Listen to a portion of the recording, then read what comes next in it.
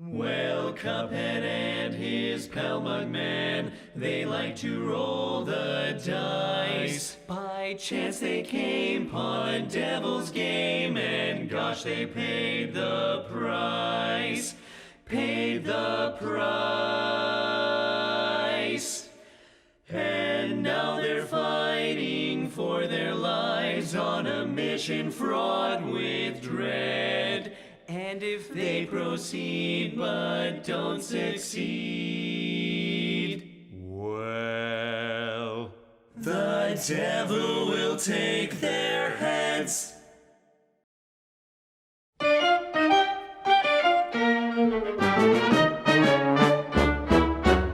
Cuphead is a 2D animated run-and-gun adventure released by Studio MDHR on September 29, 2017. The game was a massive success, garnering over 1 million copies sold in the first 2 weeks of release.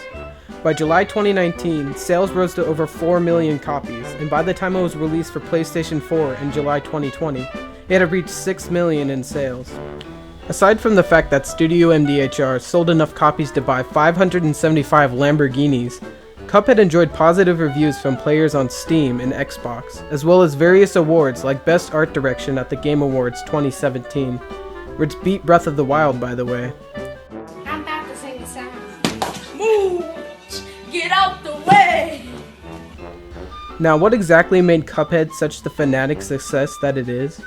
Well, it can only be chalked up to its charming story, its captivating gameplay, its ambitious art style, and its enthralling soundtrack. Hello everyone, my name is Jakesclean, and this is my tribute to Cuphead.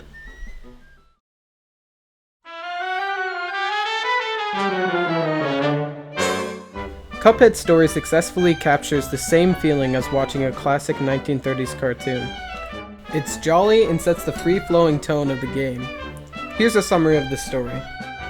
The story begins on Inkwell Isles, with our title character, Cuphead, and his brother Mugman, two fun-loving cups who live under the watchful eye of Elder Kettle. Against the Elder's warnings, the brothers enter the Devil's Casino and begin playing craps. When they go on a winning streak, the Devil himself offers to raise the stakes. If Cuphead and Mugman can win one more roll, they will receive all the money in the casino. If not, the Devil will take their souls. Cuphead loses by rolling snake eyes, and he and Mugman beg for mercy. The Devil makes a deal with them. Collect the soul contracts that signify his ownership of the souls of his runaway debtors. From this point on, it plays like a linear 2D side-scroller, as you fight these former debtors for their soul contracts. What makes Cuphead's stories so great is that they make the player feel like they're the hero in those old 1930s cartoons that are so iconic, and it sets a precedent for the rest of the game's greatness. Cuphead's gameplay can be described using only two long words: enthralling and infuriating. Cuphead consists of ongoing boss fights with run-and-gun levels sprinkled along the way. The run-and-gun levels allow you to earn coins, which you can use to purchase weapons from Porkrun's Emporium. This helps you defeat the various bosses. While the first two bosses didn't give me much trouble, by the time I managed to knock out the third boss, I had already experienced 2 mental breakdowns and a heart palpitation. This is another reason Cuphead is great. It kicks your ass. Cuphead is difficult. The gameplay is dependent on trial and error. Repeated and continuous failure, slowly and painfully, the player perfects each boss fight, finding a new tactic with each death, over and over and over, until finally, you manage to knock out the boss. The pure adrenaline and euphoria I received from taking down each boss is something I still remember to this day. Each time I progressed through the game, it felt like a monumental victory. As a player, you feel a huge payoff each time you complete a level. This is something I wish I felt in every game. It's refreshing and thrilling. And by the time you finally beat the game, you feel like you've accomplished something great.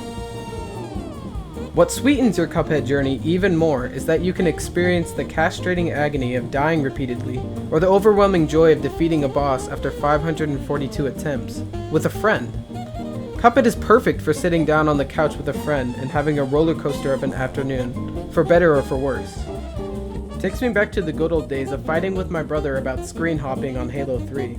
Except this time, I'm fighting with my brother about not slapping my Cuphead's dead corpse fast enough in time to revive me.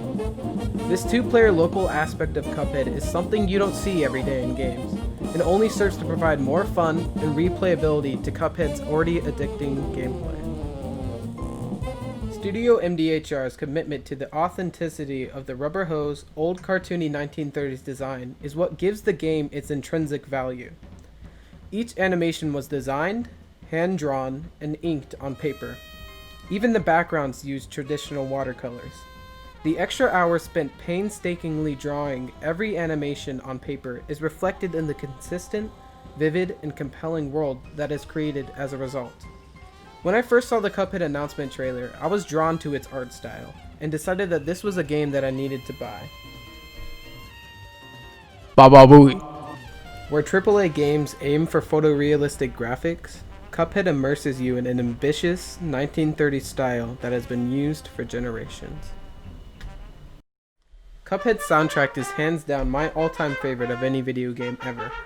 The way it's used to invoke nervousness and vigor in the player, the way it's used to intensify and enrapture your experience, is something that makes Cuphead the enormous success that it is. The soundtrack goes hand in hand with Cuphead's art style and completes its experience.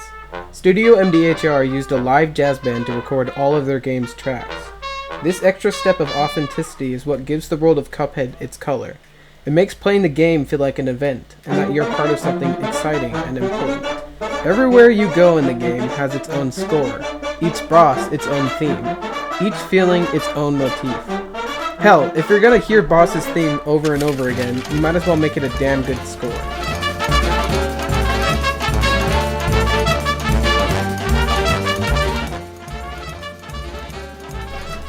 I could go on and on about the rest of the soundtrack, dissecting each and every one of these fantastic scores, but it's truly something that you need to experience yourself to fully appreciate.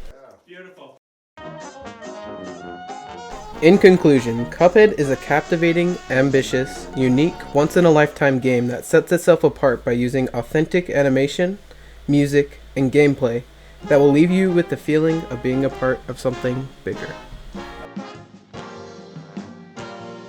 Let's go, champ. Let's go, champ. No way.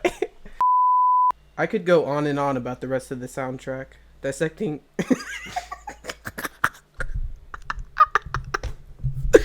I'm just not ready. The main characters find themselves in some trouble and have to... The pure adrenaline... Baba Booey. I could go on and on about the rest of the soundtrack, dissecting each and every one of these fantastic stories. Oh! I could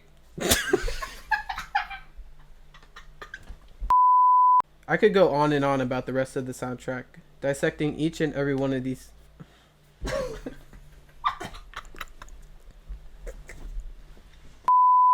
I could go on and on about the rest of the soundtrack, dissecting each and...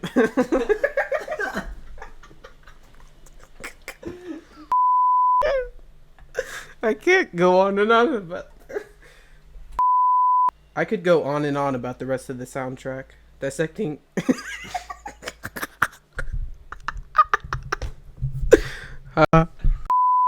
I could go on and on about the rest of the soundtrack, dissecting each and every one of these fantastic scores. You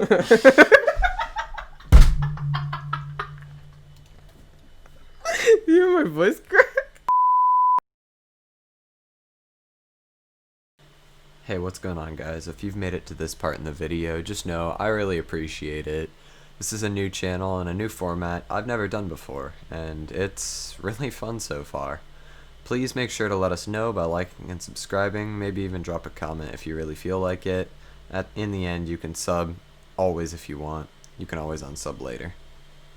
Thank you guys so much for watching, and I'll see you in the next one. Later.